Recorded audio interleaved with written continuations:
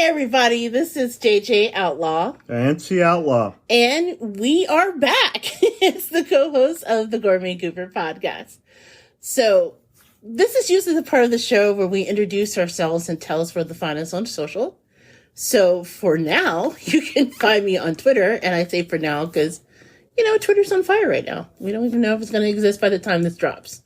But let's just pretend it does. You can find me on Twitter at JJ Outlaw and on Instagram at Gourmet Goober. And as always, I am here with my BFF, my traveling partner, that dude, all around man of international leisure as of now. Yeah, because you've been overseas. You're an international man now. You've become distinguished. Is that what this gray hair is for? Yes. My hubby, T Alcohol, a.k.a. Big Daddy. How's it going? T Alcohol? Did I say that? I was like, have we been, did we sip a little something on little grandma's cough syrup there? Hey, you're the one who had the pint overseas, okay? I had nothing. Allegedly. No. Allegedly. No, T Outlaw. How's it going? It is going well. You can find me on social media, for now, as T Outlaw, TOUTLAW, on Twitter, and on Instagram at T Outlaw Josie Wells, like the movie. You can drop us a line at thegourmetgoober@gmail.com. Please do. You can catch us on Facebook, although I will tell you, even though I have a new job writing for social media, I actually really hate Facebook. But if you're so inclined, you can find me, or us rather, at the Gourmet Goober blog. Why? Because the Gourmet Goober started the blog back in 2013, and you can still catch us as the Gourmet Goober podcast and food blog at thegourmetgoober.com. That's right, baby. For all of you Real Housewives of Atlanta fans, we are worldwide. You'll know what that means. Yeah. If you know, you know. Right, Marlo? You know. So, as we said, as we're recording this right now, rumor has it that Elon Musk has officially locked down the headquarters of Twitter. By next week, Twitter is just going to be like a fireworks joint or a Spirit's Halloween, right? It'll be like the, what was it on the Roadrunner and Wile E. Coyote? It was like the Acme social media company. Oh, yeah, it'll be like an Acme warehouse or something. Yes. So you might open up your Twitter app and press a button, and you may not know what's happening. Yeah. We're going to all find out together. Because didn't he send out an email that said, dude, we're going to take it to Twitter 2.0 and we're going to get real extreme. So if you want long hours and little appreciation and there goes my phone. Sorry. Well, guess we found it. Yes, we did. It was not under the dog. But if you want long hours and stuff, yeah, go ahead and, press yes. But if not, you get 3 months severance. And this is after he laid off half the company. So those people were like, all right, well, we got those 3 months and experience at Twitter. We're going to be all right. You're the one who spent $44 million to blow the place up. Did he pay $44 million or $44 billion? I think $44 million. There's no way he paid $44 billion. Well, okay. Somehow, some way, keep coming up with new crap every single day. But yeah, I find that kind of interesting that everything has kind of become so quickly a very big dumpster fire. I don't know how to take this. I don't think he knows either, which is why he's blowing the place up. Yeah. And it's sad, really, because Twitter is sort of, I know for a lot of people, they tend to stay off of Twitter because they're like, oh, it's kind of like shouting into this ether. And, there are so many places that unfortunately are not safe spaces, which is true of any social media app that you find. But I don't know. I've just met some really cool people on Twitter. I have made some really awesome friends off of Twitter. My career, I owe my career now to Twitter, actually. After years of trying to get out of working in sales, which I was really good at, but I really hated. Finding myself working when I was working over at Dishcrawl, remember? It was Twitter that got us on television. It was Twitter that led to my writing career. So I owe so much to the platform, and to me, to see it all go down, it's sad. Plus, if you think about it, the phenomenon of Black Twitter and just sort of the unification process that takes place. And for you, especially for someone who works in media, Twitter used to be a very reliable place in order to get information. Now, anyone with $8 can literally just buy like verification. And unfortunately, a lot of people have. People who unfortunately are not people we should listen to legitimately. And it's just, pardon my French, but it's turned into a giant clusterfuck. So, yeah, rest in peace, Twitter. It may or may not be there. If we are down by the time this podcast is or posts, just know I've started looking into other social media sites, including, I know that there's Mastodon that everyone's talking about. Okay. I'm not really sure about Mastodon, though. Mastodon seems like you have to have like a PhD in order to sign up for it and find a server. And then you have to hunt and peck and look for other people. And then I'm reading resources from people of color who try to get on Mastodon that it's not really a safe place for people of color. And so they have to like really watch what they say on there. Otherwise they get in trouble. And which is really sad because that's one of the best parts about, Twitter. It was the fact that, especially for Black and brown and indigenous people, it really was like the world's water cooler where we can all get together and just clown on each other as we do best. With and on each other. Nonetheless, I think that maybe, I don't know if I was ever invited to Black Twitter, and hopefully Black Twitter will not come looking for me, but I think if you're an influencer or someone who has knowledge of things out there, this would be a good time for us as the community, for all of us to come together under one umbrella, and kind of take Black Twitter to our own little spaces. Yeah, we did that once. It was called Black Planet. Yeah. So you're saying bring back Black Planet, is what you're saying. Basically. And again, for our listeners who don't know what Black Planet is, I'm not going to go into it.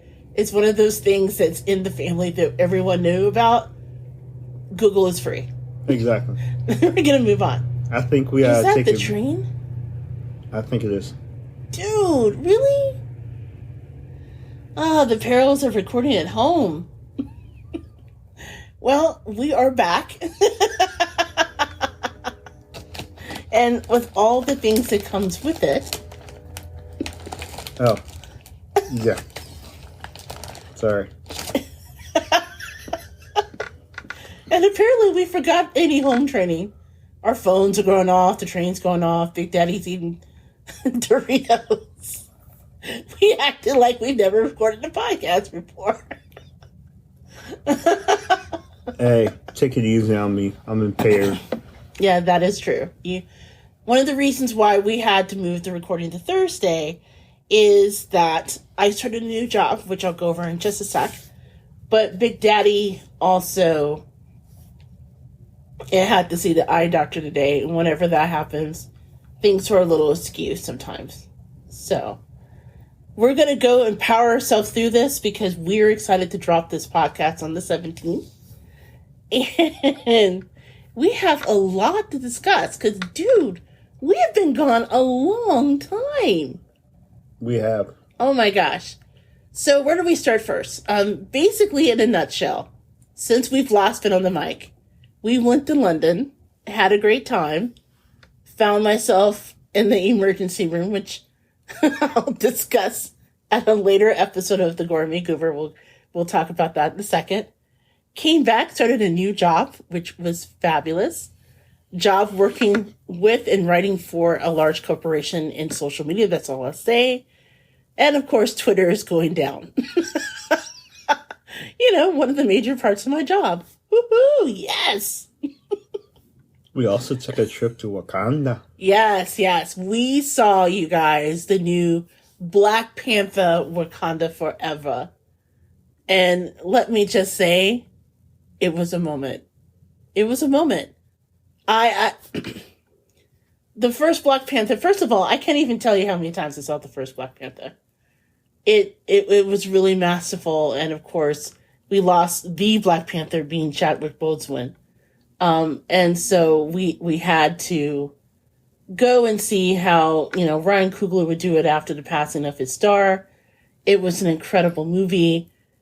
We loved it so much that we are actually releasing not one, but 2 bonus episodes dropping next week. So when you're tired of your family for Thanksgiving and you want to get away from, your Uncle Charlie and his ridiculous conspiracy theories, come on over. You can listen to not one, but 2 bonus episodes of the Gourmet Goober podcast, where one will talk about our trip to London.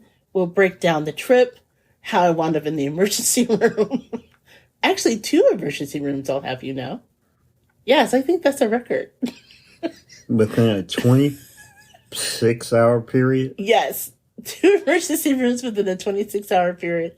And that's after I dragged my ass and my leg all over London. But I'm proud of that, actually, because that shows I'm a badass. Because I'm sorry, nothing was going to keep me away from that double-decker high tea ceremony. Yeah. I paid for that. I wanted to see royals, damn it. But then we also are doing a separate episode, dropping a separate episode next week of Black Panther Wakanda Forever. Just to let you guys know, there is lots of spoilers, like tons of it. We're just going to spoil the shit out of that movie. So do not listen to the episode unless you've seen the movie. You had a week. Yeah, you had a week. We decided we were going to drop it this week, but we're like, nah, we're going to give everybody a chance to get caught up with the black signal. Do I need to explain that? No. Maybe let us stay in the ether. Okay. So we kind of wanted to give everybody a week. But then it was such an incredible movie, and there's so much to unpack. Like, we're still talking about it like a week later, because we saw it on opening night, because of course we did. Yeah, it was funny, I get to set my own schedule at my job, and I'm like, I'm going to be needing this time off on November the 11th, because I got things to do. I got some things. But it turns out my boss, it's just as a side note, my boss is just as much of a Marvel nerd, if not more than I am. Dude, every year she puts up a separate tree that has Marvel characters on it. She has a Marvel tree. Think about that. My little Loki that you gave me, it could have his own tree. Silence.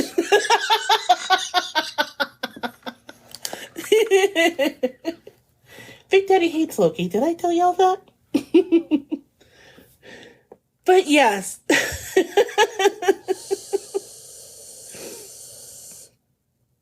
So we are dropping that's your sad attempt at static. Yes.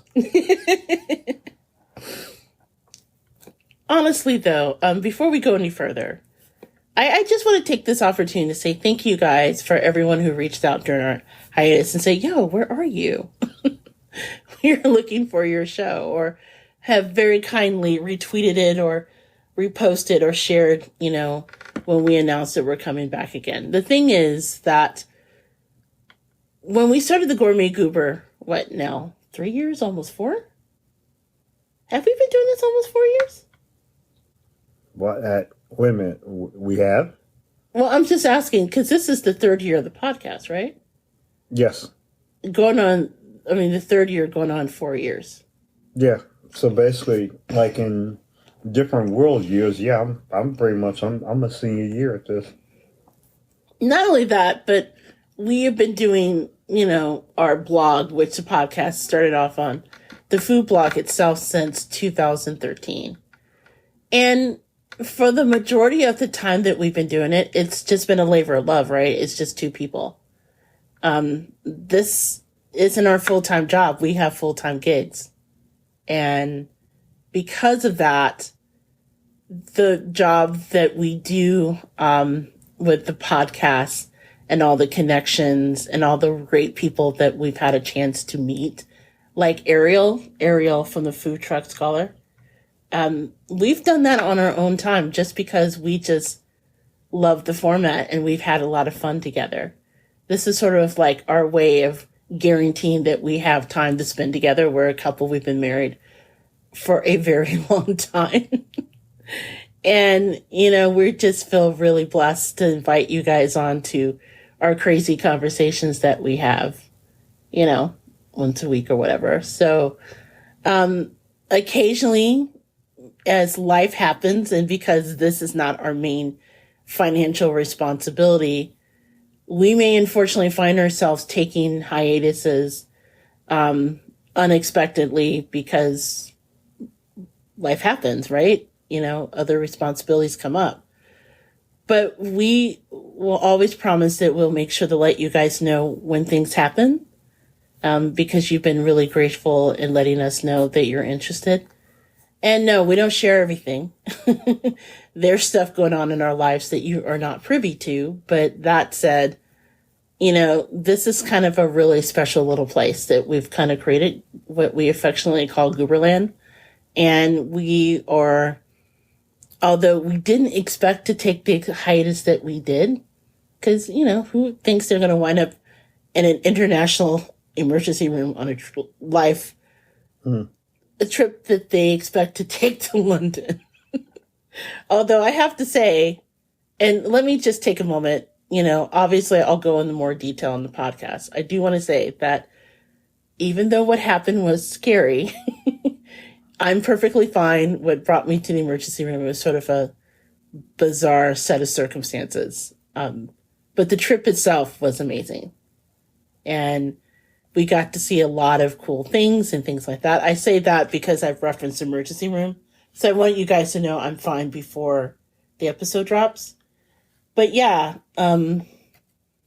we kind of surprised ourselves how long the hiatus was. Although it was much needed because, as you can imagine, starting a new job, traveling internationally, processing all of that. Prepping for Black Panther. That was his own thing. Like I said, life happens. But whenever possible, we promise to bring you guys along for the journey. You have anything you want to add to that? Okay, so basically, I won't call it a hiatus, but this little time was basically, yeah, part of it was the trip, and part of it was the recovery from the trip. Oh, God, yes. Yeah, because I needed time to kind of, get my ish together. That jet lag thing is real, especially when you have a long-haul flight. That was nuts. True. So, yeah, it was just a matter of, getting back in the swing of things, and then just trying to, get ourselves back to normalcy, and then moving forward. So, but I am glad to be back, and hopefully we are on a regular schedule. Yes. So that said, we are just really just happy to take this moment, to kind of explain to you guys in a very quick way what happened.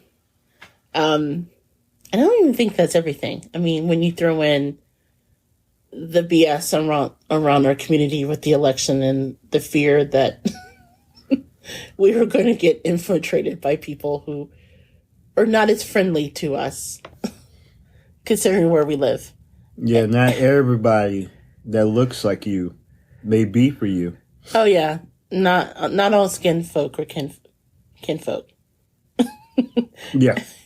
There was Never mind. I don't even know how to. You know what? I would talk about it, but I'm not even sure how to talk about it. No, because we're kind of still in that climate, and you just don't know what's around every corner. Yeah, I do know, though. Well, okay, let me just summarize, because I know people listening are like, what the hell? So, basically, during the election, dude, that train, oh my God, just out of nowhere.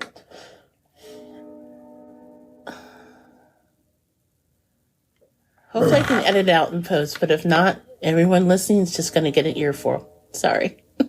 Yeah. That is life when you don't have a big production studio and you record at home. But, you know, some of my favorite podcasts, like, I've listened to, and they have, like, traffic in the background. So we're just going to ask all of you guys to just... Bear with us. Bear with us.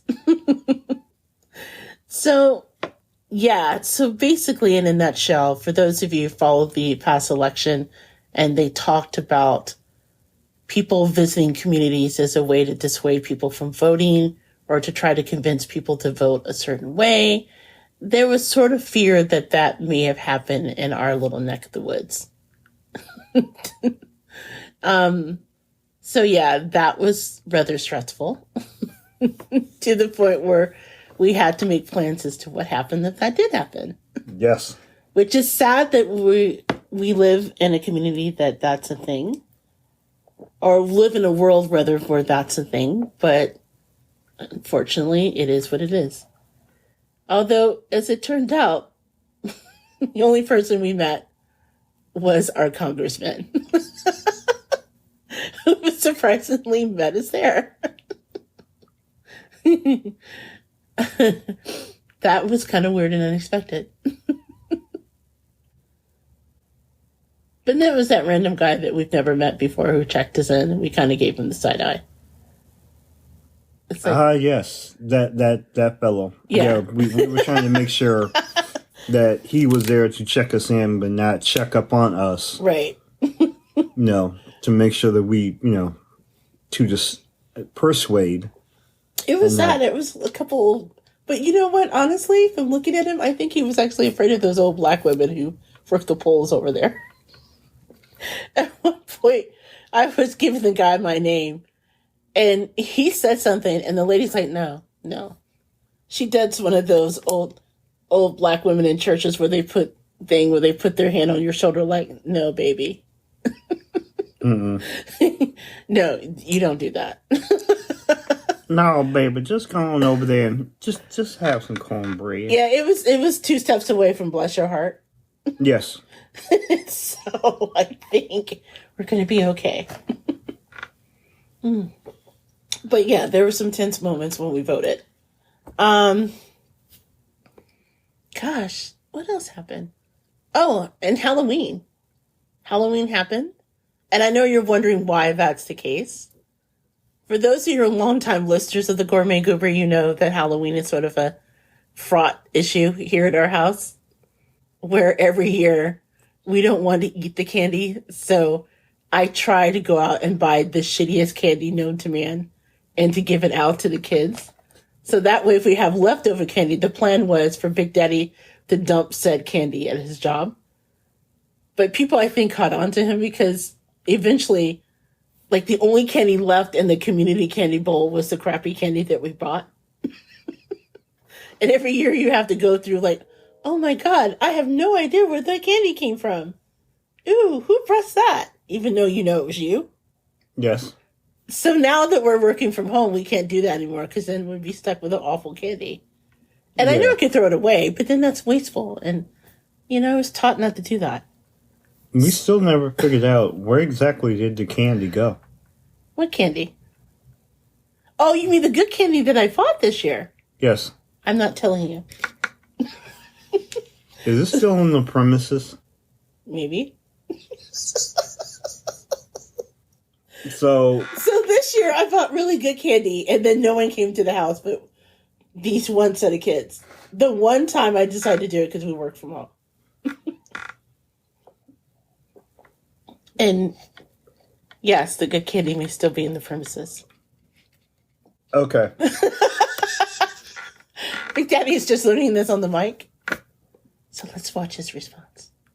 The way the story goes, for, to catch everybody up, is the concept of, very quickly, what happens is,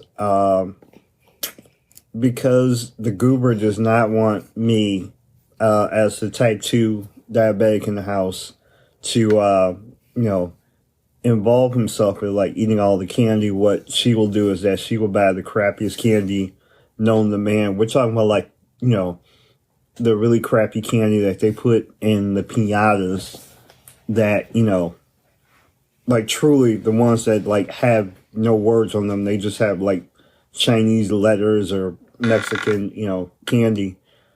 And pretty much my thing is, it has never stopped me from eating it. But at the same time, we get the candy that's so crappy that literally, like, no one wants it. And I try to hide it somewhere.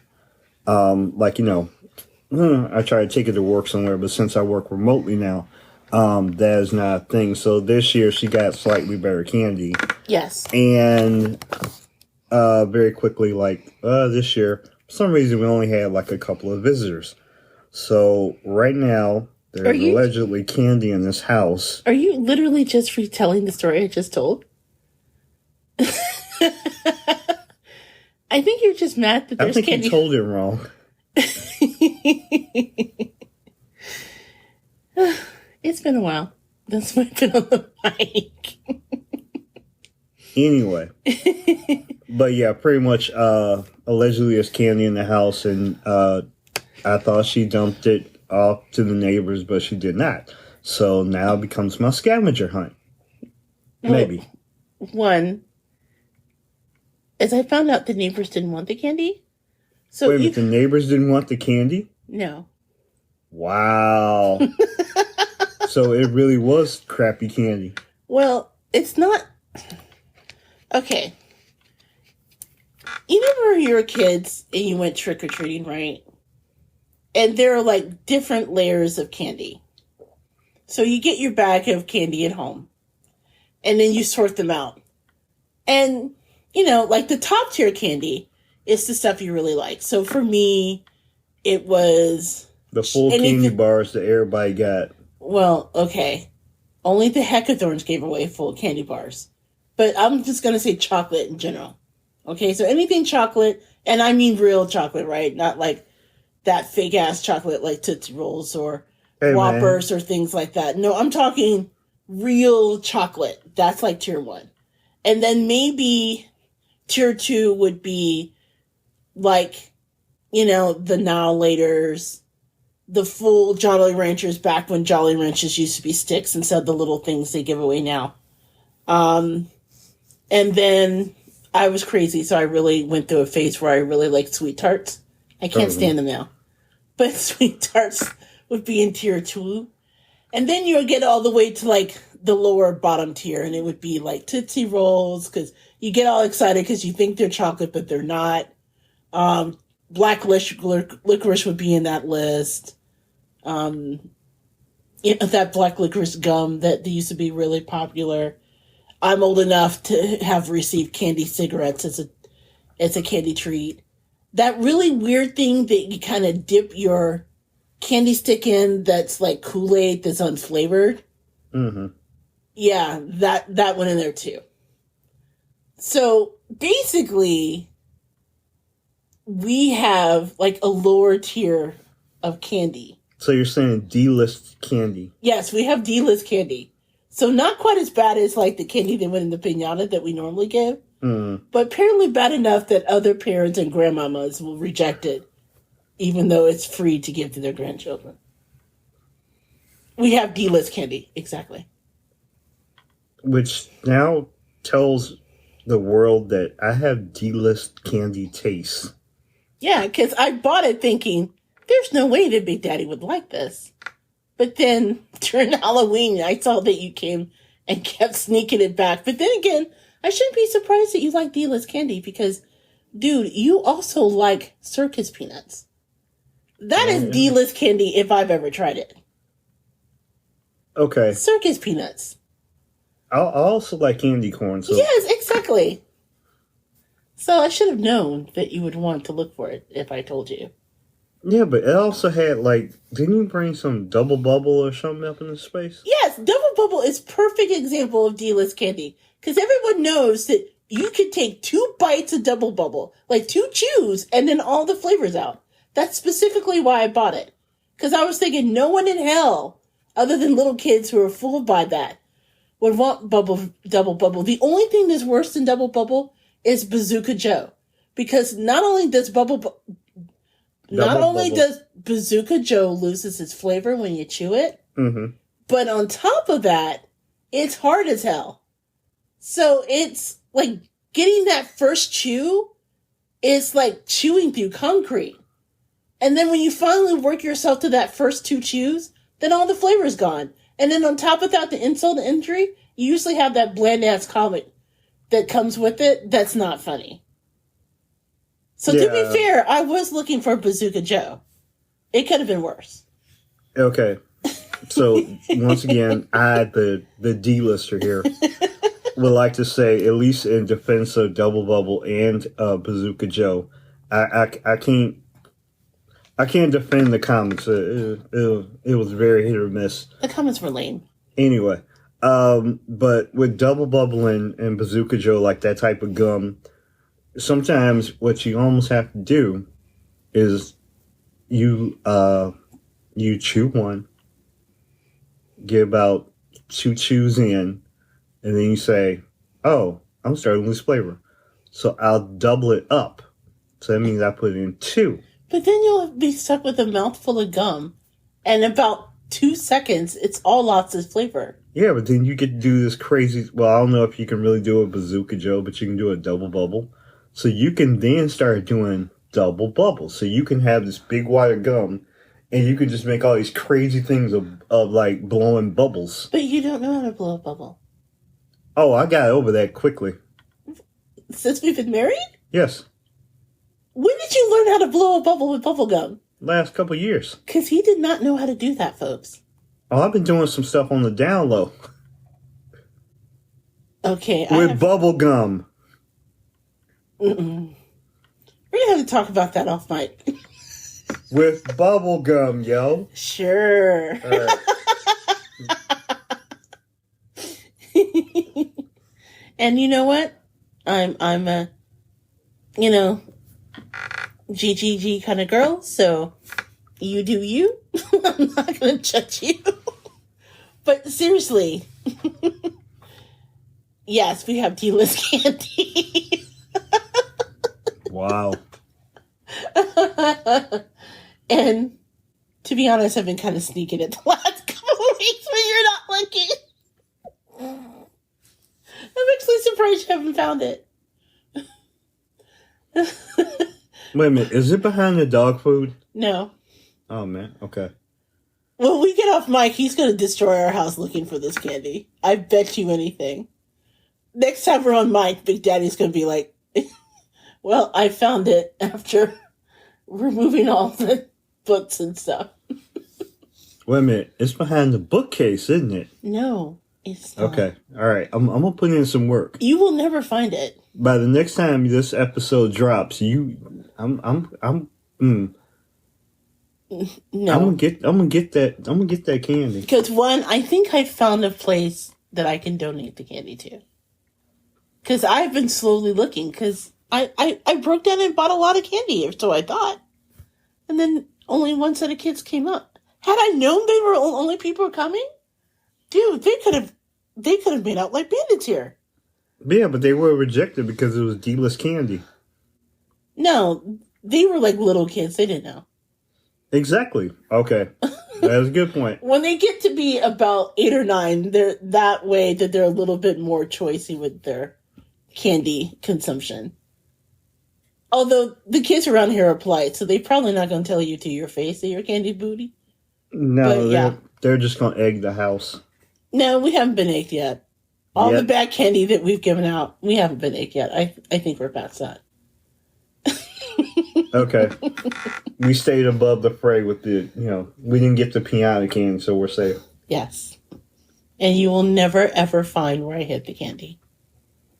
Because you pass it every day and you don't even know. Wait a minute. I have a whole ass dog over here. He doesn't know where the candy is. He's like a bloodhound when he looks for stuff. Really? Okay, when he wants to. Have you met our dog? Okay, we have a cat. He doesn't care either. Neither one of them. Yeah, but the cat at least likes to get into stuff, so I have ways.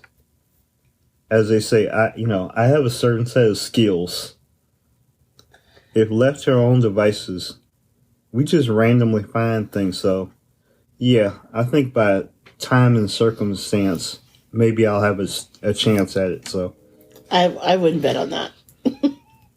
So anyway, now that we've kind of bare our souls about our Halloween candy issue, is there anything else you'd like to add about either our hiatus or how things went?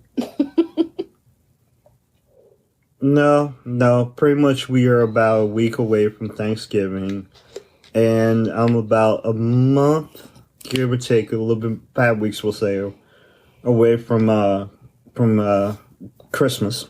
His birthday, because he's a Christmas baby. We don't have to tell everybody that. We've told people before. Okay. Maybe you'll get a full Christmas present. I know I won't. That's the crappy part about getting old. So, before we move on, let's just say this once and for all. For all the people that asked me the question, I'm just gonna go ahead and say it now just to get it out of the way. Okay, that was cute when you were a little kid, and you say, okay, so do you get both Christmas presents and birthday presents? When I was a little kid, sometimes yes, I did get Christmas gifts and birthday gifts all the same. But then what started to happen was you started getting the combo gift. And then you started getting less than combo gifts. You would just get, hey, happy birthday, Merry Christmas. And they would just say it. So now I'm just like, I'm happy I get a gift. Oh, and I would also like to say for the record, the one thing that just drives me nuts about Christmas, you never get to have a birthday party with your friends because they're always with their families doing something. Hey, before the pandemic, we threw on birthdays for you. True. That is true. I did get on birthdays when I could, when they would come up. But I never got a straight up birthday party. The only times I ever got true birthday parties when I was a little kid was only with my family. And that was when I was younger. But no, I never got, that is the one thing I never got was when you got the birthday parties where all your little friends come over and I was too old for bouncy houses and all that other stuff. But yeah, I never got a birthday party with friends. I always got them when I was younger, with family. And now it's just hey, it's Christmas. And hey, it's your birthday, so we're just gonna have Christmas dinner. And then we're just gonna sing happy birthday to you, and then we're just gonna move on. So that was about and I have to go get my own cake. Now, that is the only thing that is crappy about Christmas. But I am very blessed to have a year. Every year I can go to Christmas and survive. See another Christmas is a blessing by God. But yes, if I had a Festivus to grieve about, the things that would grieve me, yeah, those are the few things that I have a problem with on Christmas. So, which is why you go to Festivus, so you can air out your grievances. Yes. And then have potluck. Oh, no, not potluck. Meatloaf, because that's the official food of Festivus. Oh, I did not know this. Yeah, it's either meatloaf or spaghetti. Oh man, we need to consider this. Yeah, but then that required me to make a meatloaf, and my meatloaf is tragic. I admit that. I like your meatloaf. Anyway, so on that note, I think we've reached a nice point to just take a break. So when we come back, we'll get the show back on track and talk about 3 stories that meet the nexus of food and pop culture. And oddly enough, this week, they're all about one company. So take your guesses as to who we're going to be discussing. I'm loving it. And you're listening to the Gourmet Goober podcast. We will be right back.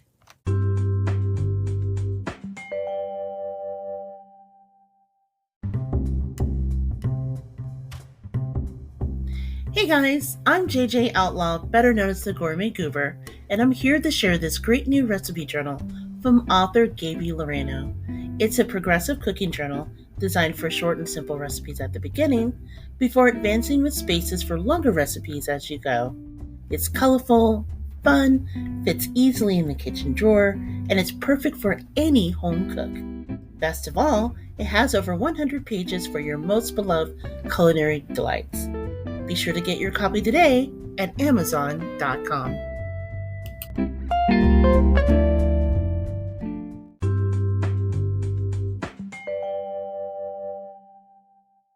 Hey everyone, we are back. This is JJ Outlaw. And once again, this is T Outlaw. And we're back with the second segment of the Gourmet Goober podcast called What's Eating Us. This is where we discuss 3 stories that meet the intersection of food and pop culture.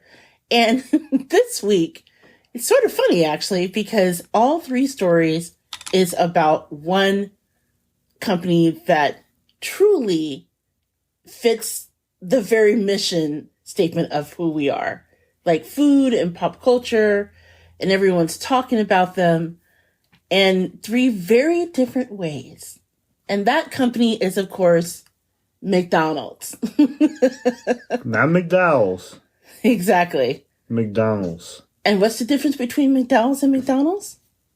Well, the McDonald's people have 2 all beef patties, special sauce, lettuce, cheese. Pickle we just sauce got some bread. And in the special sauce as opposed to Thousand Island dressing. Even though we're not, I'm sorry, allegedly. Plus, McDonald's have the golden arches. We have the golden arcs. And for those of you too young to know what we're talking about, first of all, I'm very sad for you. That only comes from Big Daddy's, one of his favorite movies of all time, which is? Coming to America, the original. The original. And shout out, by the way, to, what is the restaurant?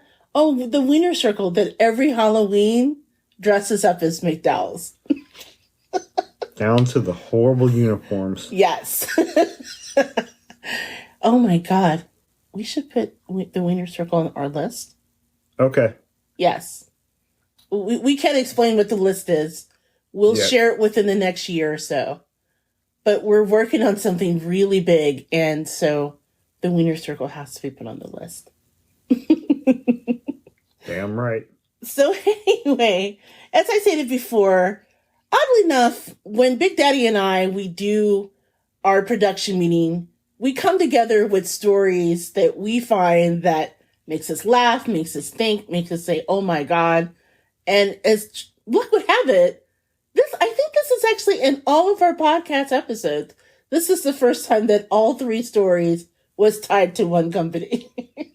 Yeah, and Subway and Arby's weren't the ones who screwed up this time. Right. Well, okay, I don't think it's a screw up as much as dude, really? Yeah. Well, in the case of the 3rd story, which is oddly enough in our own backyard, and we'll explain that in a moment. So I guess we could just kick it off with the thing that has really kind of dominated our time, the first story. Something that Big Daddy is deeply, deeply affected by. To the point where I gotta ask, are you like emotionally ready to talk about this? See, what had happened was I heard this and I had a moment. I know we talked earlier in this episode about moments I had, but I had a very deep moment, and I'm kind of torn up right now. Okay. Do you need a tissue? Do you need a seance? Do you need Jesus? What No, can I help you to do? Because we're on a production schedule right yeah, now. I know, but I'm okay. But Jesus will be taking the wheel at some point. Well, what Big Daddy's teasing is, for those of you who've listened to the show over the years, you've known that Big Daddy, like millions of you out there, is a fan of a particular sandwich put out by McDonald's. That would be the McRib.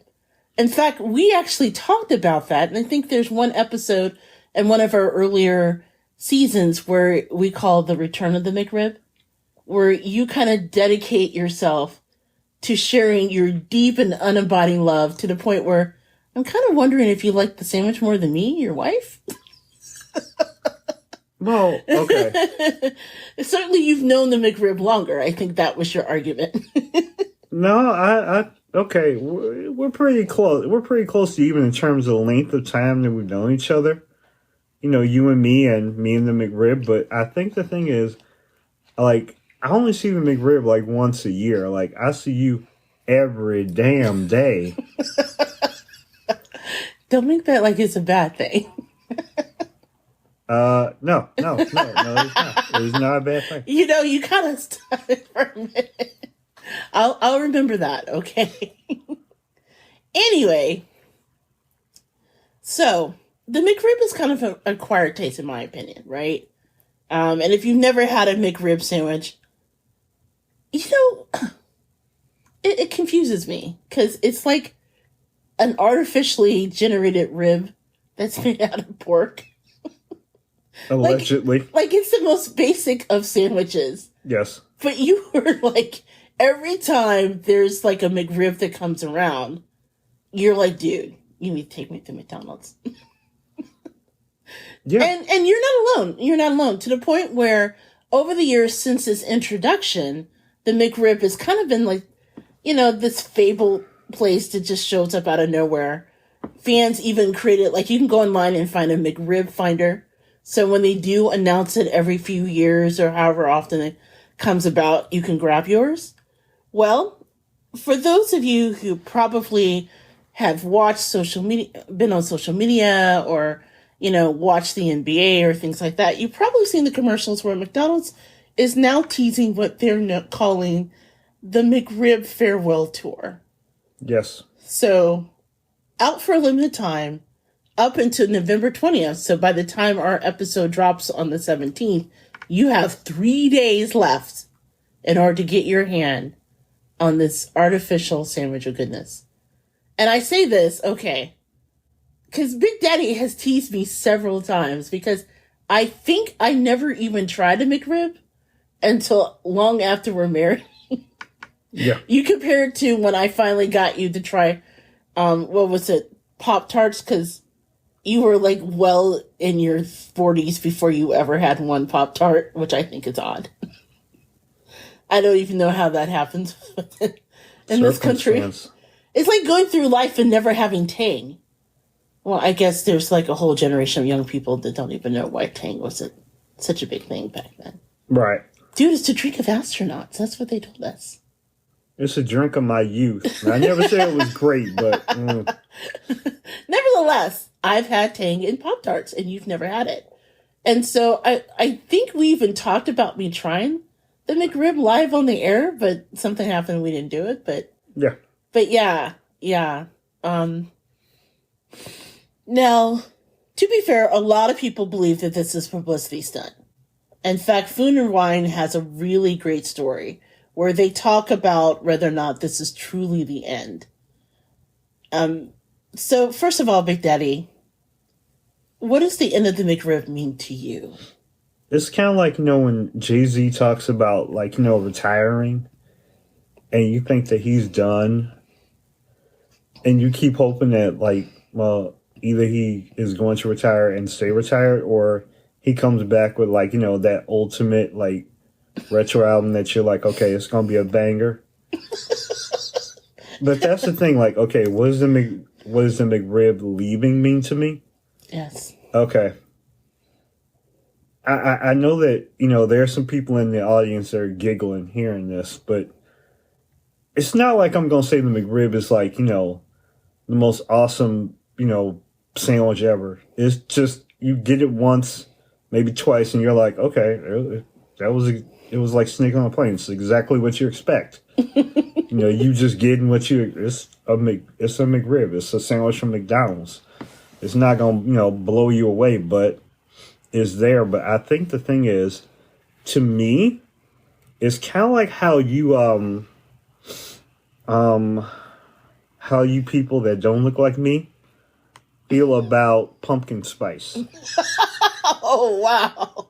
So you're comparing it to, like, if Starbucks said tomorrow, we are putting out the pumpkin spice lattes. This is the last time. Ooh. Yeah. That's my just equivalent. Imagine the whole pandemonium. Yeah, like, would fall even exist? Exactly. You'd be watching a whole bunch of L7s, like, losing their minds. I feel that way about McRib. It's like drop, it's the farewell tour. Like when Jordan was hanging it up, and you keep hoping. That's how I feel about the McRib. Hold on, I'm gonna need a minute. I tell you what, while you're gathering yourself, let us take a moment, if this is truly the last time. Because keep in mind as well, in 2005, McDonald also said that the McRib will be no more, and it was on a farewell tour. Now, you may not remember that because that coincided from when we got married. Yeah. So we were busy that year, is what I'm trying to say. But, just in case you're kind of wondering, let us just take a moment to honor the McRib, if this is truly the last time. So, first of all, the origin of the McRib, according to a really great website that I like called theretroist.com, they also have a podcast about it as well.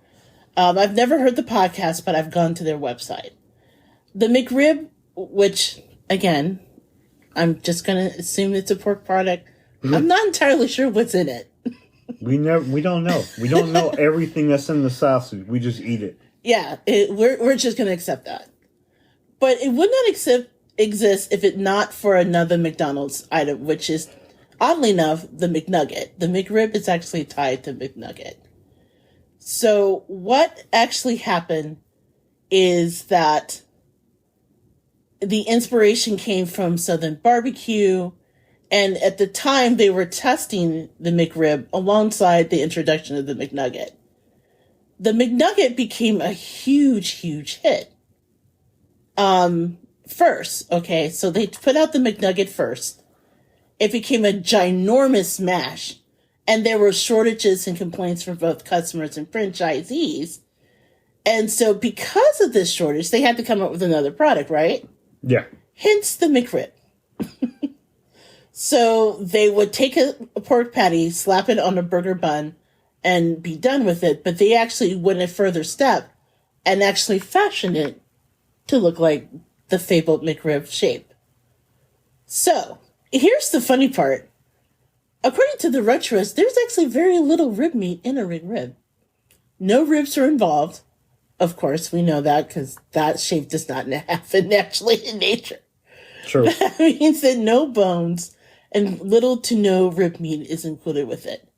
Essentially, it's all shoulder meat. And so it's chopped up, seasoned, and then reformed to take the shape that looks like a rib back. Yeah, just like a McNugget. Do you think a McNugget actually looks like that in nature?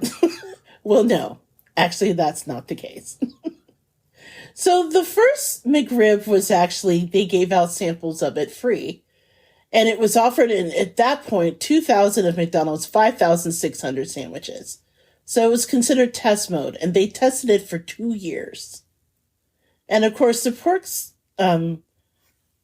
pork industry was psyched, right? Because, the whole thing about going to a place like McDonald's, it's all about the burger. Yeah.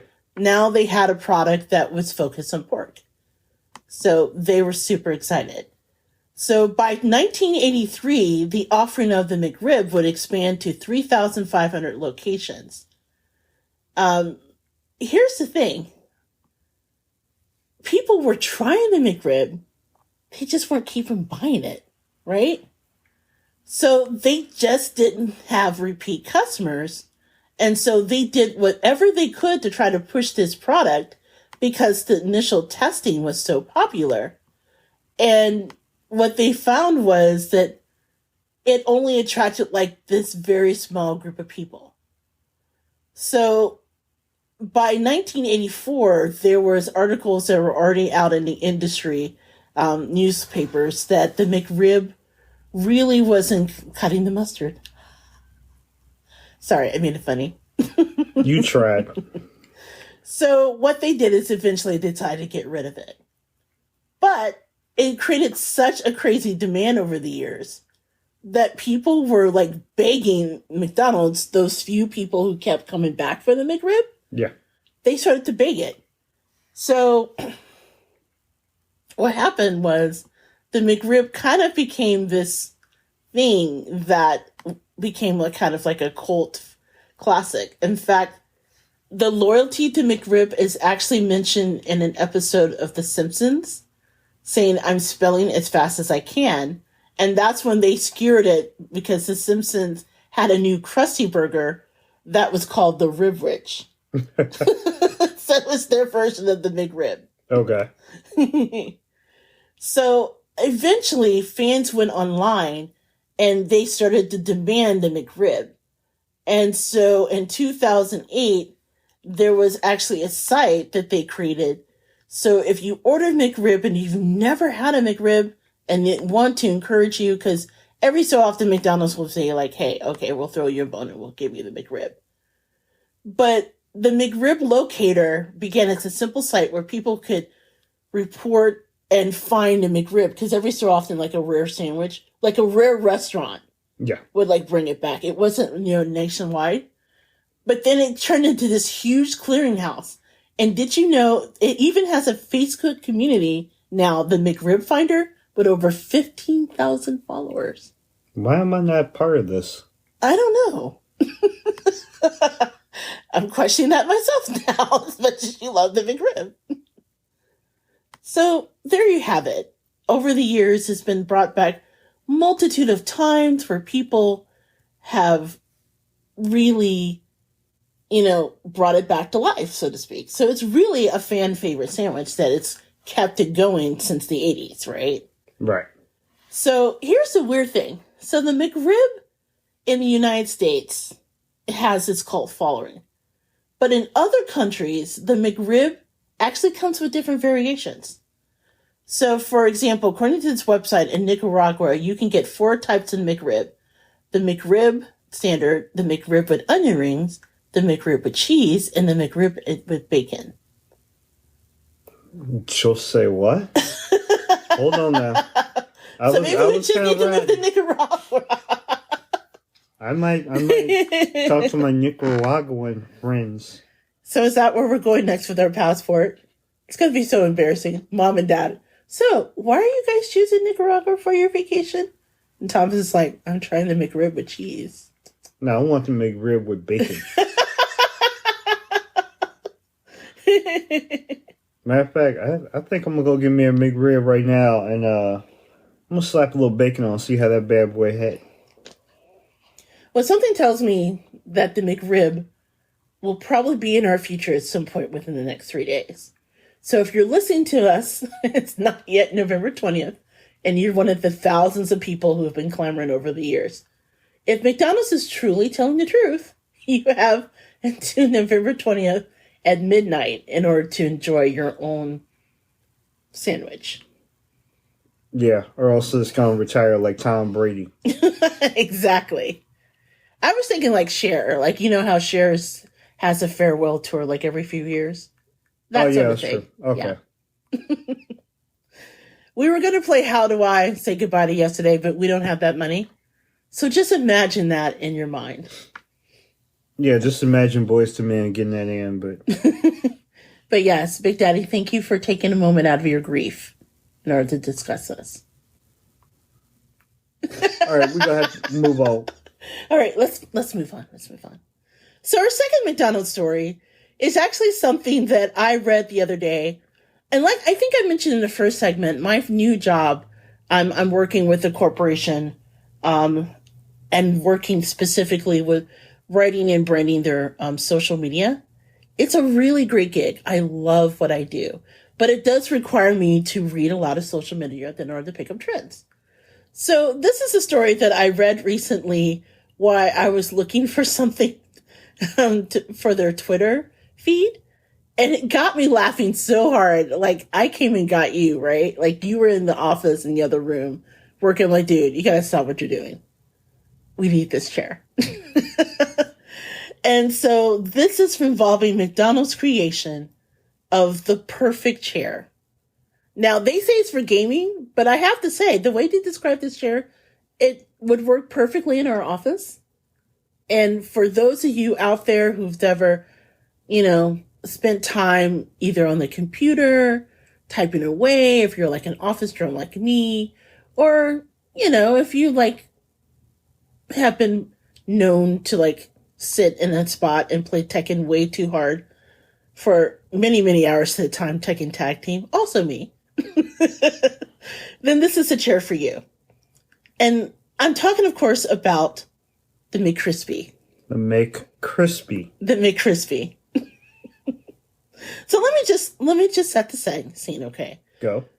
So how often have you gamers out there been out there and you've been hitting it hard? Maybe you're playing the NBA 2K or, the latest version. And then you suddenly realize that, you got a hankering for a burger and some fries. But you don't want to mess up your flow, right? Because, that grease will fuck everything up, right? Yes. Say no more.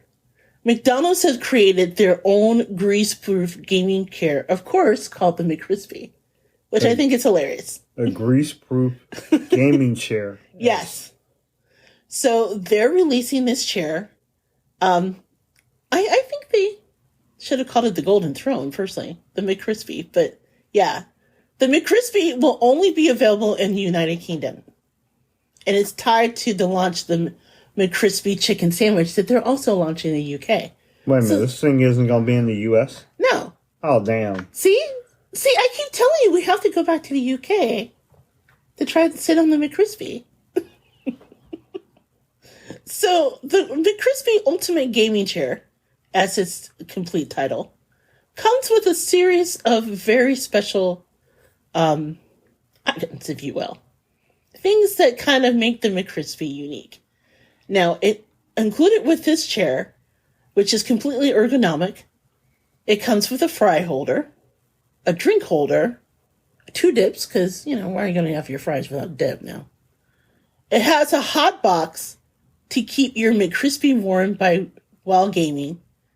It has a built-in napkin holder and 2 reusable napkins with the McCrispy branding.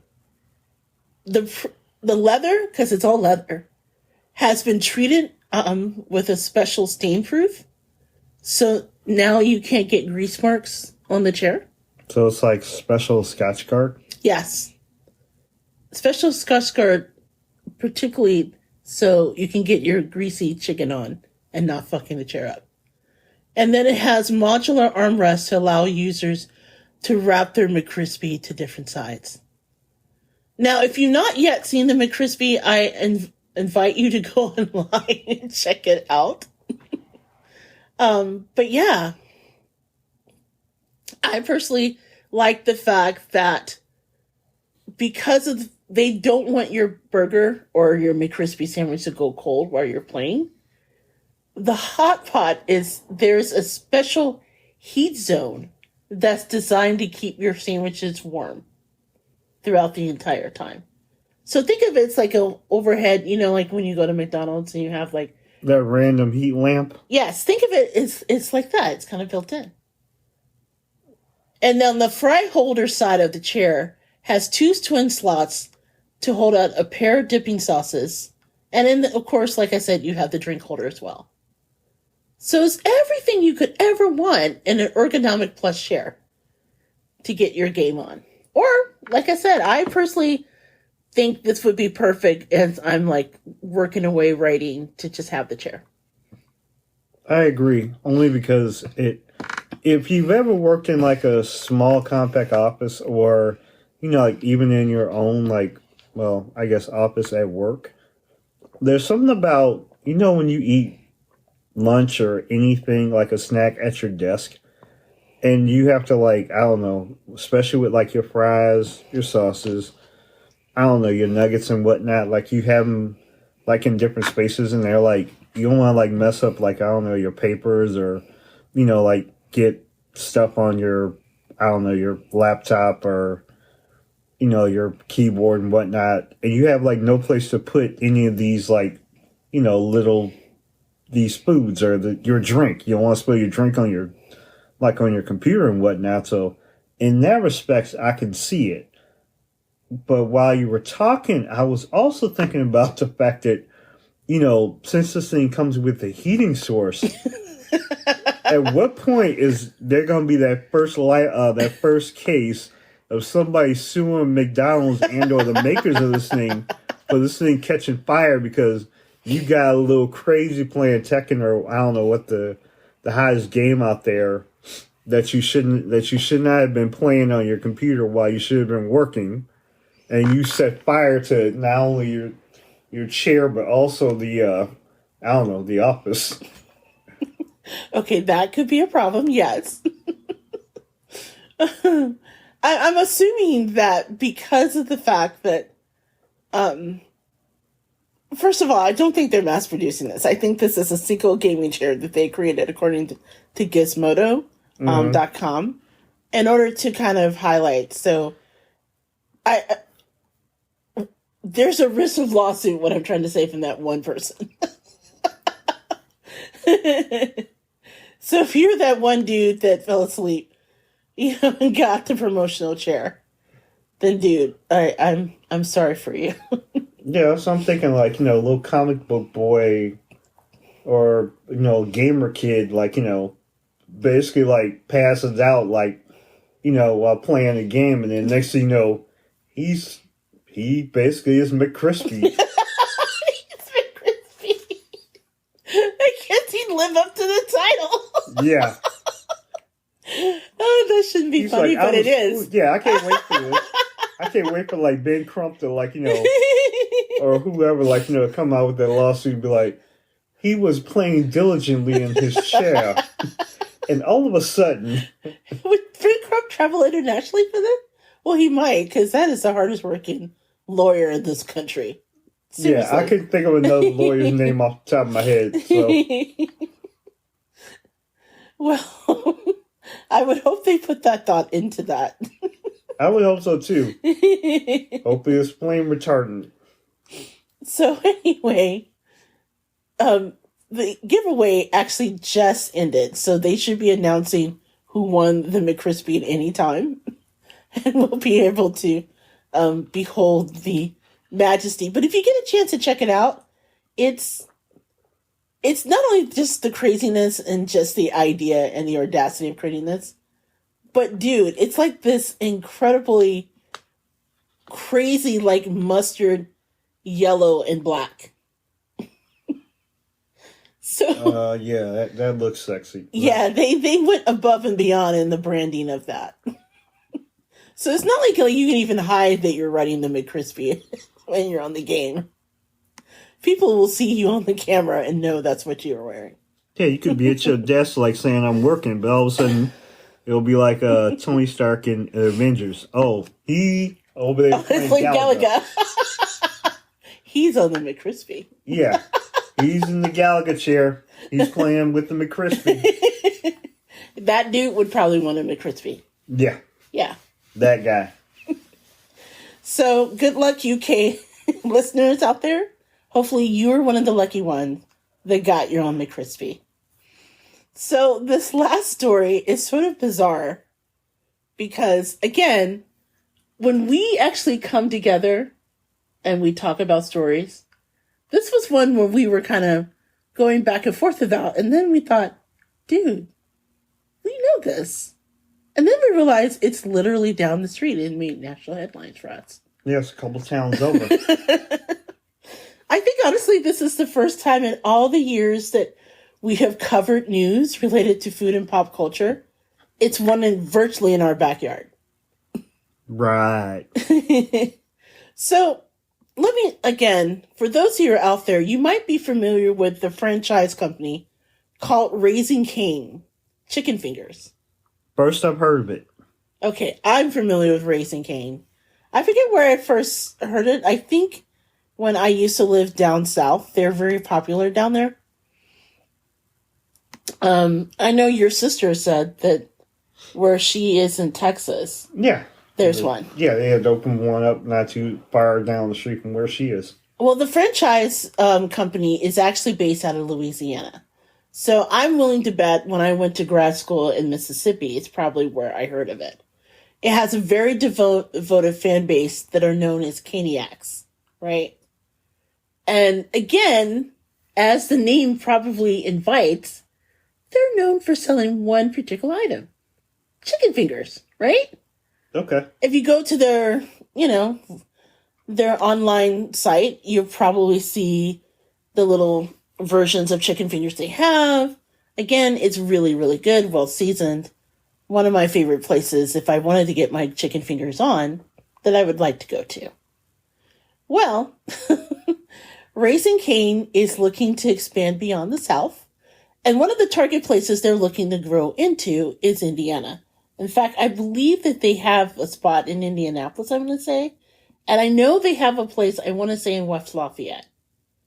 So they've been making their way up to northern Indiana for the past few years. And one of the places they decided to invest in is a place called Hobart, Indiana, which, if you've not heard of it, don't worry about it. Most people haven't if you don't live here. But Hobart, Indiana is home to the popular South Lake Mall. So it's kind of an expansive place. In fact, Big Daddy can probably tell you it has its own bizarre history where at one point, I think you were sharing with me, there were two malls. And then it was the mall was tied to another city. And Hobart just kind of walked in and Columbused everything. They're like, this is ours, and this is ours, and this is ours. And they kind of annex all of it, right? Is that how it came to be? Yes, basically the South Lake Mall was originally, if my memory is correct, originally was the property of neighboring Maryville, Indiana, which also housed the Century Mall. And somehow, the one thing that separates Century Mall from South Lake Mall is maybe about a mile of distance and one big expressway called I-65, which literally is right down the middle. Like, it basically separates kind of the two areas. But yeah, at one point they got, and this is not about South Lake Mall, but basically South Lake Mall was annexed in a deal to become the tax property of Hobart, Indiana. Right. And I know you're probably wondering why is this pertaining to the story. And I promised at the beginning of the story that all three stories would be tied to McDonald's. And we started talking about someone called Raising Cane. Right. This will make sense in a second. So anyway, when they had their whole annex brief, right? And they decided to act like our dog, where every toy in the house is his. No matter whose it belongs to. The cat's, our toys, doesn't matter. It's all his. So anyway, this company decided that, hey, we want to move in the Northwest Indiana. It's adjacent to Chicago. They do have sites in Chicago, by the way. So they've been trying to come here for a while. Okay. And I'll keep that in mind. He may have to if the story doesn't shake out.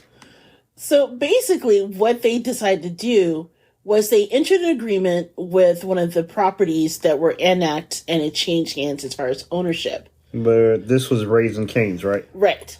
So the property they were acquiring was this closed TGI Fridays.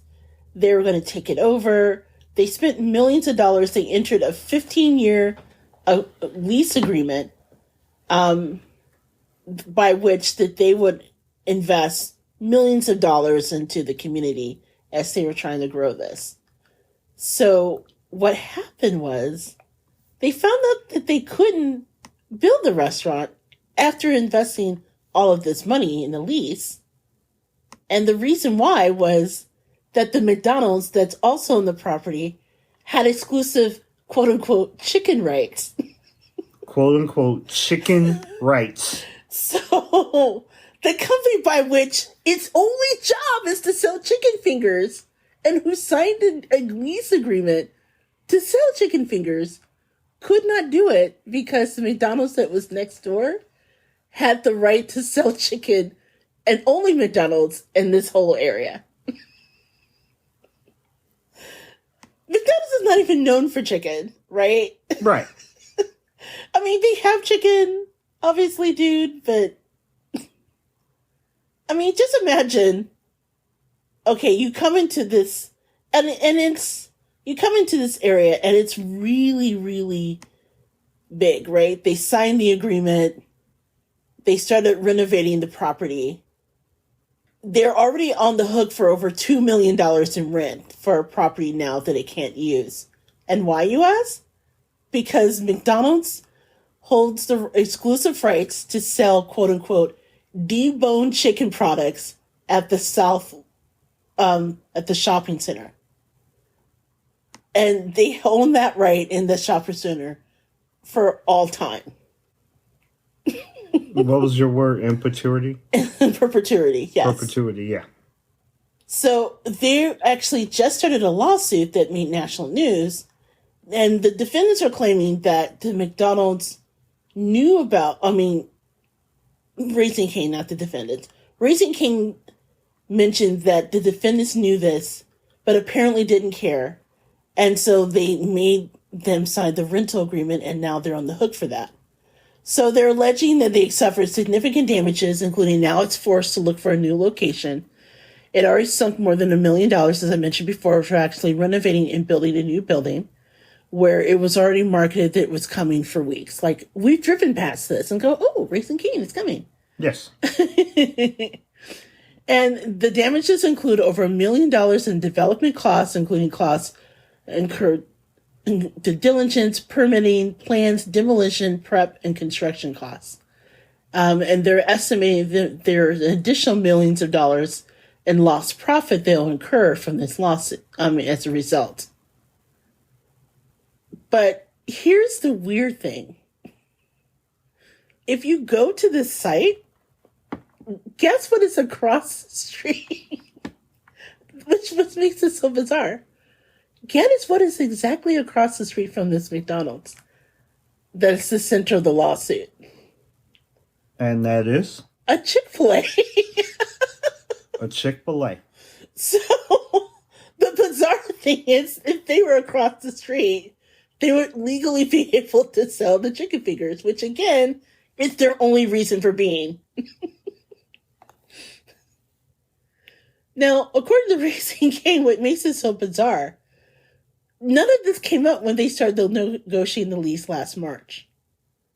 And so they made there was no confusion, according to the lawsuit, for its intent to sell chicken fingers, especially given, quote, that its whole business model revolves around selling chicken fingers. Right. So there was no misunderstanding. And apparently the exclusivity deal finally came up earlier this year when the Crossing of Hobart asked McDonald's for a waiver to let a Chipotle move in, which is actually bizarre because there's also a Chipotle across the street. McDonald's said no. And then in the corresponding letter back, they said, oh, and by the way, that Cane's that's going up, that's going to violate our agreement too. So you can't have it just selling chicken willy-nilly here. Like they just happened to drop this little nugget. Exactly. That's a perfect word for it. They dropped a nugget. Yes. Raising Cane, according to the lawsuit, could not have anticipated the exclusive use provision, which was executed more than 25 years ago between two entities no longer operating at the shopping center, which bars ability to sell chicken fingers at the shopping center. And so they relied on the defendant's materials omission and making this decision to own and open and operate a restaurant at the shopping center site. And so as a result, they're seeking damages. Yeah. So there's a lot of bizarre stuff going on here. One, I think it's hilarious because if you first go to this McDonald's, it's not like, okay, clearly you don't go there for the chicken. No, you do not. You go there for the McRib. No, you don't. Baby, let it go. It's time to say goodbye. I tried. Second of all, there's literally other chicken places in the area, right? Like, that's what makes it so hilarious. If you cross the street, literally, you're looking at a Chick-fil-A. Okay.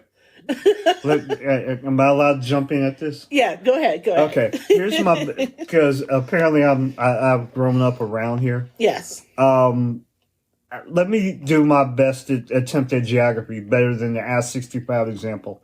Okay, my geography is this. The South Lake Mall is this kind of big property that's, it's on the south of this long U.S. It's a long road, U.S. 30. Okay, U.S. 30, east-west, runs one way. And now we have the Salt Lake Mall, which is just south of U.S. 30. It's the property south of U.S. 30.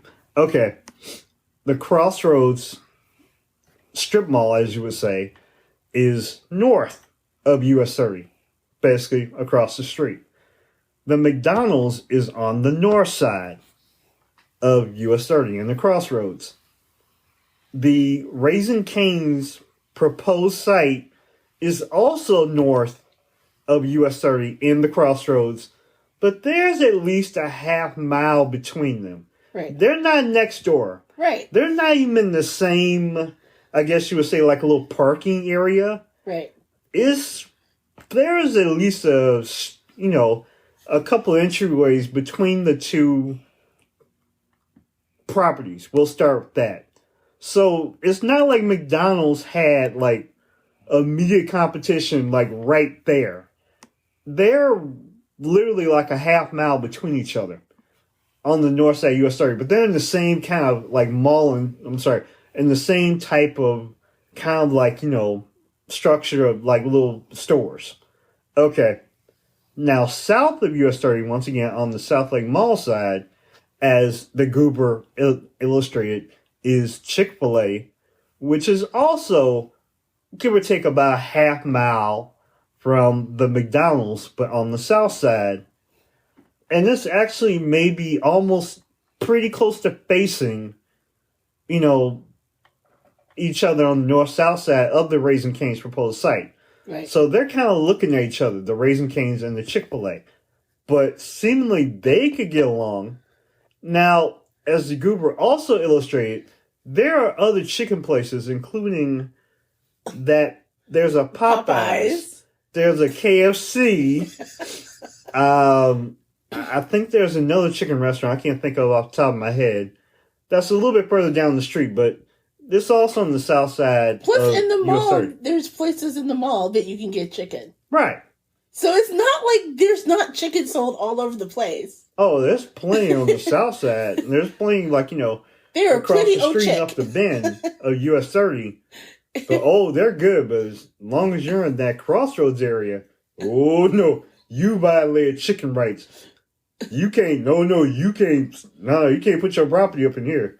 So all we doing is selling chicken. So, Raising Cane filed their lawsuit in Texas federal court. So that's why when I was reading the story, and I was just like, oh, wait, it's based... No. This is like we drove past this yesterday. So it's very rare that we encounter a story that we cover on the show that we know the place so intimately.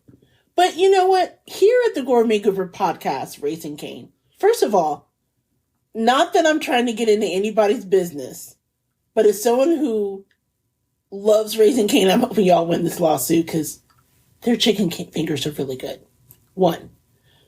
2, we at the Gourmet Goober podcast, we are helpers. So if Raising Cane decides that they really want the spot and they can't get out of it, but legally, they cannot sell the chicken fingers, that's in their name. What do you propose that they can sell? Based besides chicken fingers. Besides chicken fingers. Yes. Oh my goodness. Well, what do you know for? Well, we make chicken fingers. Well, I guess you can't sell chicken fingers. Well, wait. What if they decide? Because remember when KFC last year had like the Impossible chicken nuggets, and those were fire, right? We didn't want to like those, but they were really good. Yeah, I freely admit I did hit those pretty good. So what if they sold like the Impossible chicken fingers version of that? Then legally McDonald's can't say anything because that didn't exist when they signed the contract 25 years ago. You know what? That's a pretty decent idea. Yeah. I like that. At the same time, did we or did we not have a conversation about, was it Cracker Barrel selling like Impossible chicken or Beyond chicken or something? Yeah. Or Beyond Meat and their breakfast sausages and... Oh, yeah, that's right. And people thought that it was the kind of America. Because they had Impossible sausage. Yeah, we still in America. So yeah. You don't want people to like, lose their mind because you selling them like, fake meat. They don't take that too well. That is a pickle. I ain't putting dampers on anything. I'm just telling them, hey, know your audience. So with that in mind, I'm really praying that they win the lawsuit. I am too. I'm also like thinking in my head, like, okay, if McDonald's was so like up in their feelings about it, I think they should help, Raising Cane's move. Yeah, that could be the case. Yeah. Be like, well, if you want us to keep these rights, if you're Raising Cane's, you just tell them like, hey, make it worth our while not to like take you to court because, we could take our little, our little Raising Cane's down the road if, you chip in on this new site and help us like, decorate it. I'm just thrown by McDonald's literally having exclusive chicken rights of all the restaurants. Yeah, that's especially hilarious. for one. I'm like, okay, I could see if Popeyes was mad, but... Yeah, exactly. You're McDonald's. Not McDowell's. McDonald's. So on that note, knowing that now we've probably ruined any chance of collaborating with McDonald's after this episode of The Gourmet Goober, we're going to take a quick break. And then when we return, we will talk about the best thing we ate this week. You're listening to the Gourmet Goober podcast, and we will be right back. Wait a minute. Do you think the McCrispy, do you think that King Charles has a McCrispy chair now? I really doubt it. We don't know what Chuckles is into. He might For many reasons that we will not discuss right now. I'm not going to go down this road. Oh, man. We don't know what King Charles is now into. He might be playing. I'm pretty sure that is not the case. But damn it, you got that in my head now, so you suck. Okay. So we are going to take that break. You're listening to the Gourmet Goober podcast. We'll be right back.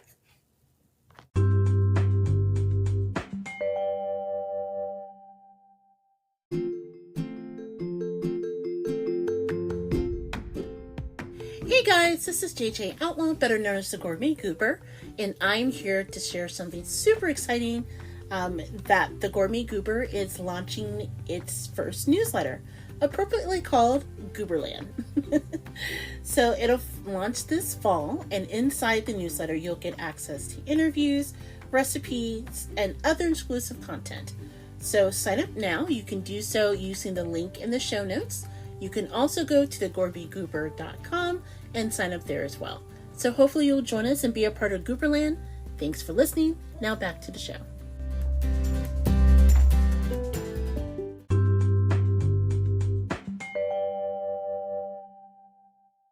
I'm JJ Outlaw. And T Outlaw here again. And we are back with the third segment of the Gourmet Goober podcast.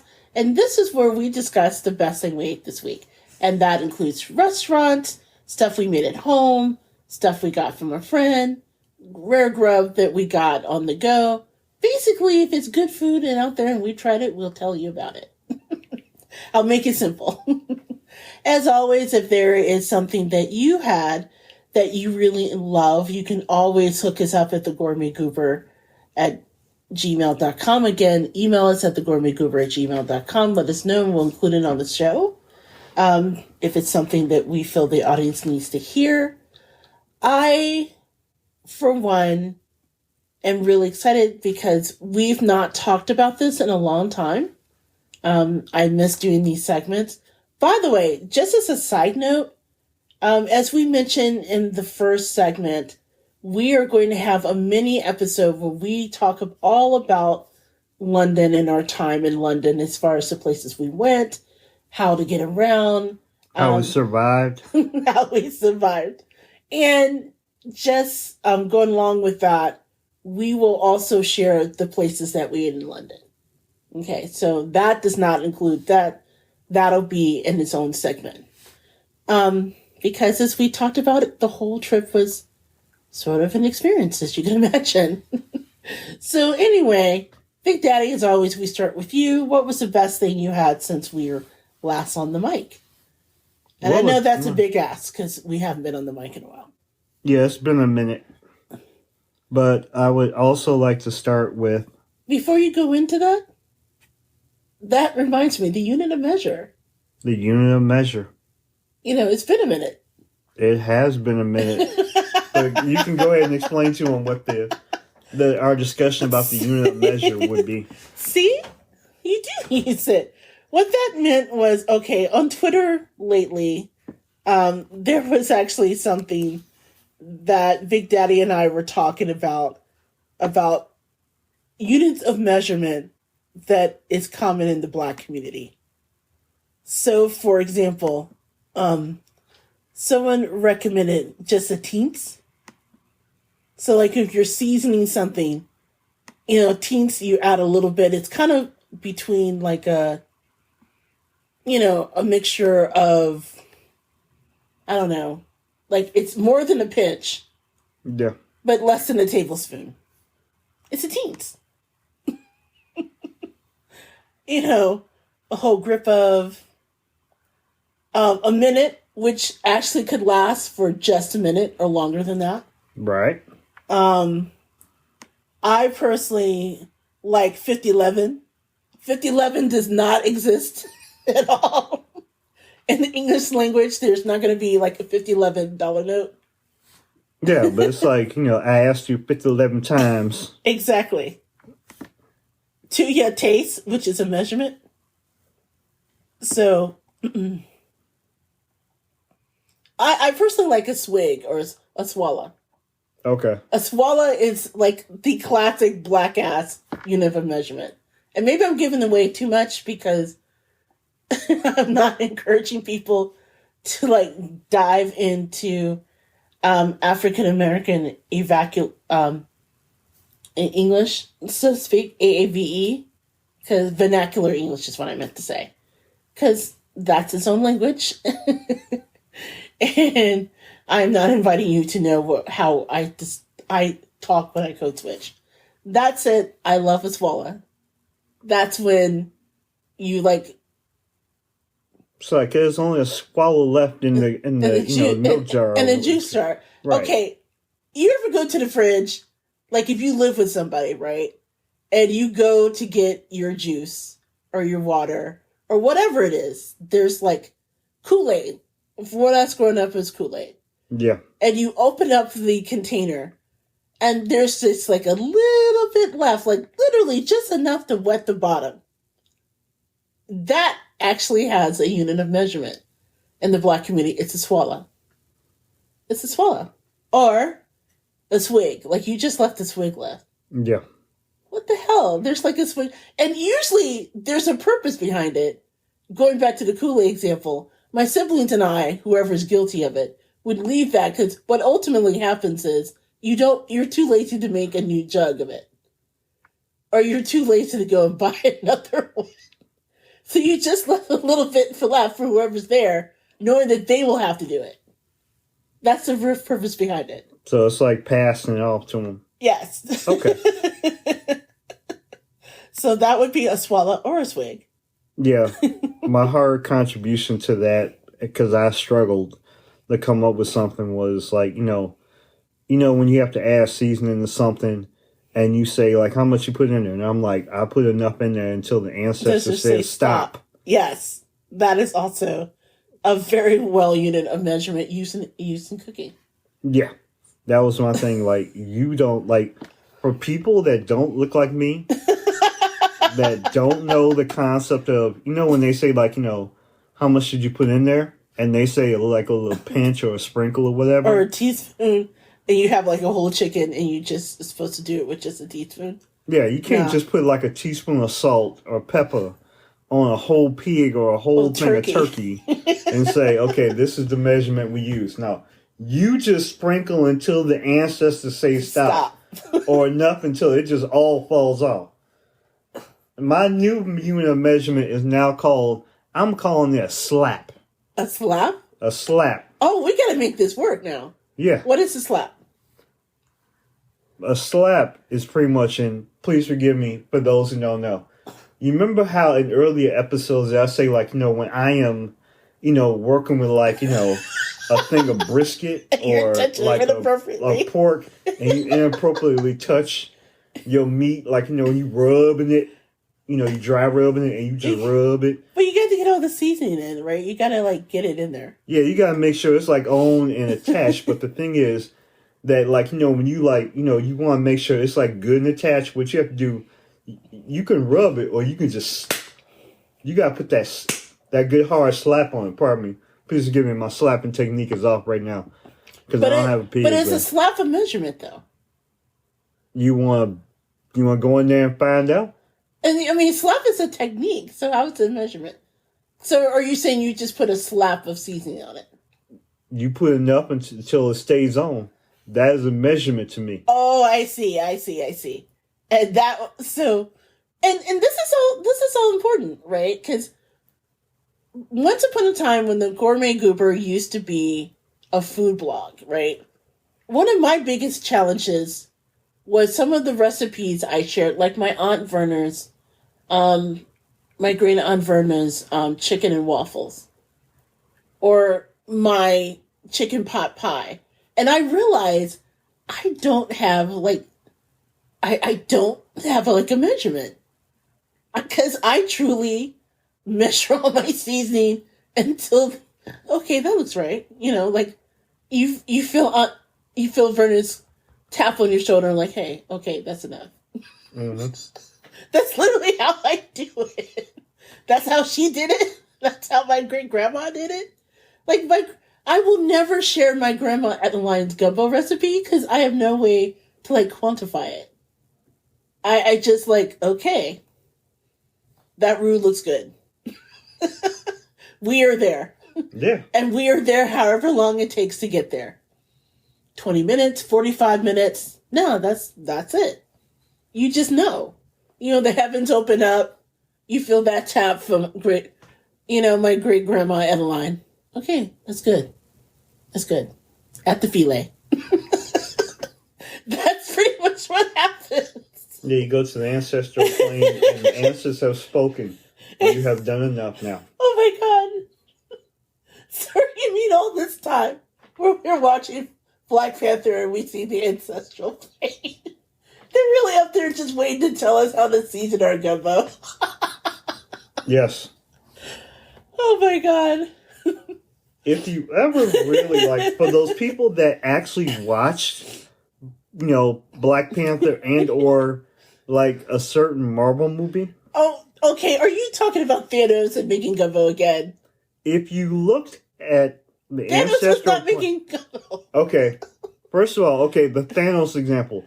If you look, like, when Thanos was in his, like, little cottage or whatever the hell he was into when they showed up. The garden. Yeah, the garden and whatever. We didn't know what Thanos was doing while he was in the garden.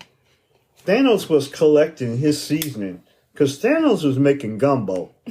And whatever iteration that he snapped away, the remaining Avengers showed up And they messed with him while he was making gumbo. That is my interpretation. 1. 2, the ancestral plane. Were y'all really paying attention at the ancestral plane? They were waiting. They were walking around waiting to tell you when it was time to stop.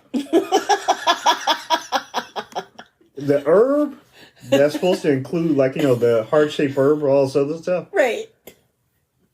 There was more than just that heart-shaped herb. There was more seasoning there. There's paprika. There's paprika. There's chili powder. That purple stuff. Wait. That was that was some other thing. There's some Morton seasoning sauce. There was some more seasoning. There was some Old Bay seasoning up in there. There was some vegeta. There was some, okay. Look, you guys out there, there's something that Eastern Europe has that you need to get your hands on. It's called vegeta seasoning. Big Daddy knows it's like a level 1 emergency when we run out. That's all I gotta say.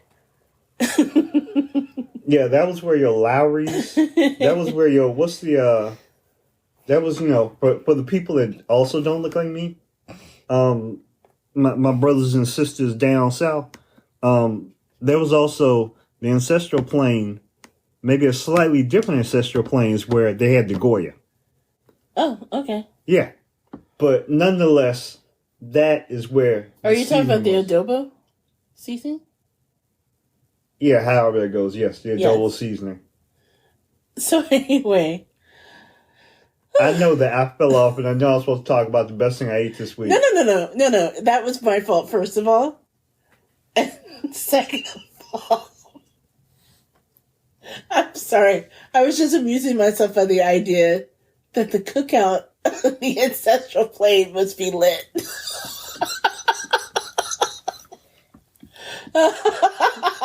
You notice there was no angry folks on the ancestral plane. They looked content and happy because they were fed. They knew how to season their food. Their cookout must be lit. Okay, now that I've totally revealed myself. You know who's on the ancestral plane? James Brown, Aretha Franklin. They had good music too. Did you see the brothers, the brothers and sisters that was playing dominoes over? Oh, wait a minute. They had the dice game, the spades. Don't be giving away all this stuff. Those were the ones that are off camera. There was more going on in Wakanda than, being a panther. Mm-hmm. They was playing dominoes up in there. Okay, so now... Anyway. Now that... I'm going to save that for the... our Black Panther mini episode. We're going to include that in our mini episode. Yes. So on that note, what was the best thing you had since we've been on the mic? Okay, so I'm just going to make this short since I took up... week. Right. Since I took up all the time, I'm just going to say it's real quick and easy. The best thing I ate this week was chicken. That was not from McDonald's. It was from one of my favorite places because that's what I do. Popeyes. Just this past 24 hours, I had a chicken sandwich, of course, and it was a chicken sandwich that was blackened and spiced. Had a little kick to it. Partook of it. It was actually pretty good. It was not as sassy as the original chicken sandwich that they put out there. Everybody lost their minds over, but I gotta admit, it took a little while to get used to, but I'm coming around to it. It was actually the best thing I ate this week. Had flavor to it. Came from Flavor Town, but not Flavor Town that you think, but just Flavor Town. It was flavorful. So, for those who know, I almost said McDonald's again because we've been talking about them. Oh. Popeyes, as you said, has just introduced another sandwich. Although I don't think this is going to spark off a new chicken war because it's a blackened chicken sandwich. Right. So it's more in tied with its Louisiana roots. And yeah, I mean, it's a basic blackened chicken sandwich, but it's really, really good. I know I got you the classic chicken sandwich. I actually got the spicy blackened chicken sandwich, so it has the same sauce that they put on the spicy chicken, the regular. So I again don't envision this will spark off another Chicken War 2.0, which we had so much fun covering.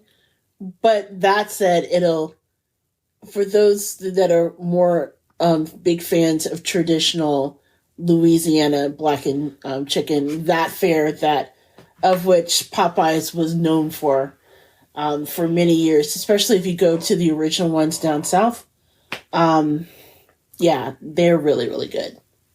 So kudos to them. And I have to agree, although I'm really shocked because I honestly thought that you were going to choose what I was going to choose as the best thing we ate this week.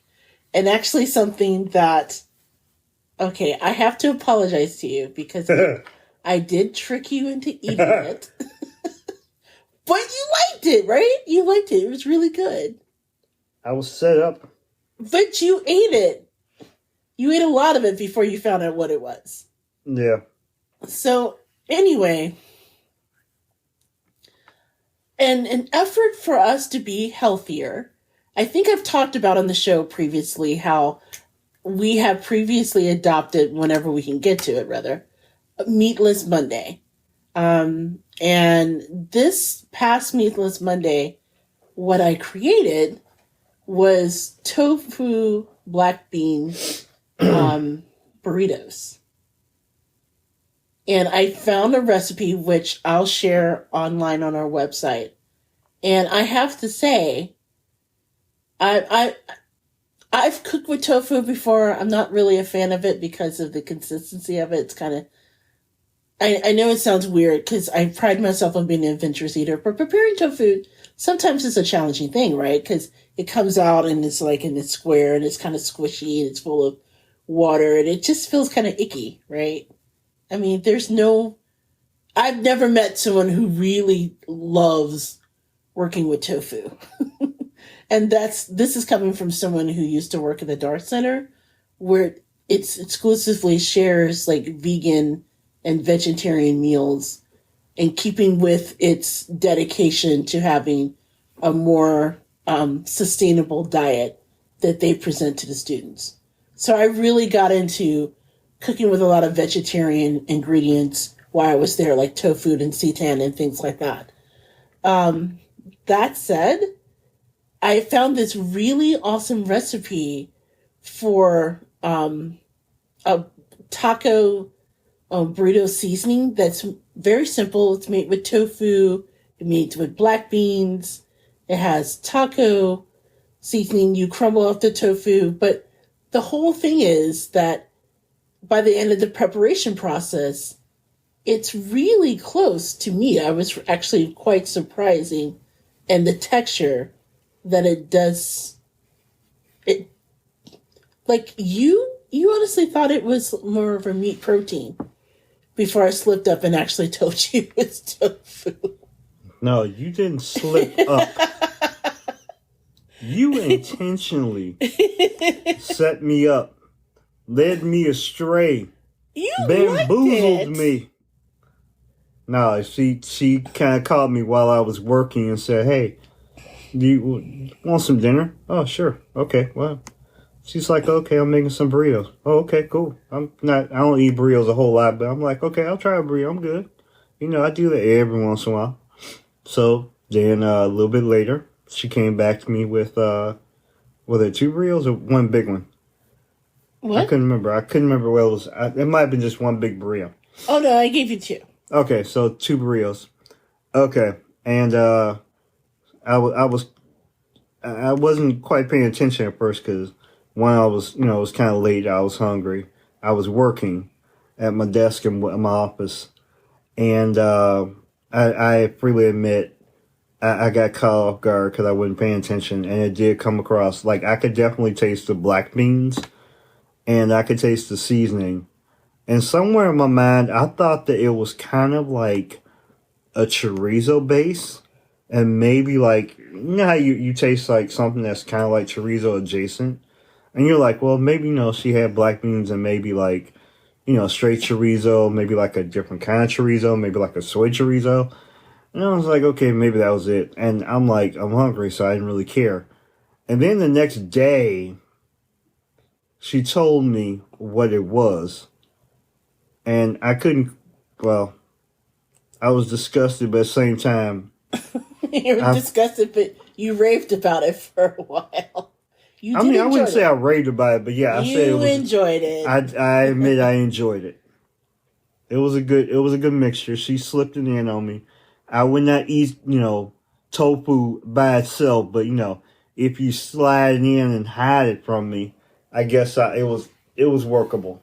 Well, if you guys want to try the recipe, which I highly recommend, I again will post a recipe on our website, and it's a good change of pace. It's if it's something that you want to throw in occasionally instead of just meat. It was something that I prepared in part because every so often I want to challenge myself with a new way of cooking that I don't normally do. And I don't do Meatless Mondays as often as I feel that we should. No judgments for anyone else. That's just us. But yeah, I'm glad that you liked it, and it was pretty darn great. So kudos to the original recipe writer who came up with it. So on that note, let's wrap things up because I think we had a pretty eventful episode. So Big Daddy, where can they find you online? You can find me once again on Elon Musk's Twitter at Tiala, Toutlaw,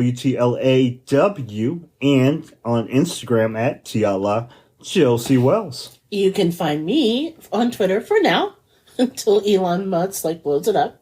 But you'll be finding me at JJ Outlaw on Twitter and then on Instagram at Gourmet Goober. You can always drop us a line at thegourmetgoober@gmail.com. You can also check out the Gourmet Goober website where not only this recipe, but lots more are available. You can also see old press events and just things that we've been kicking around on our side of the net since 2013.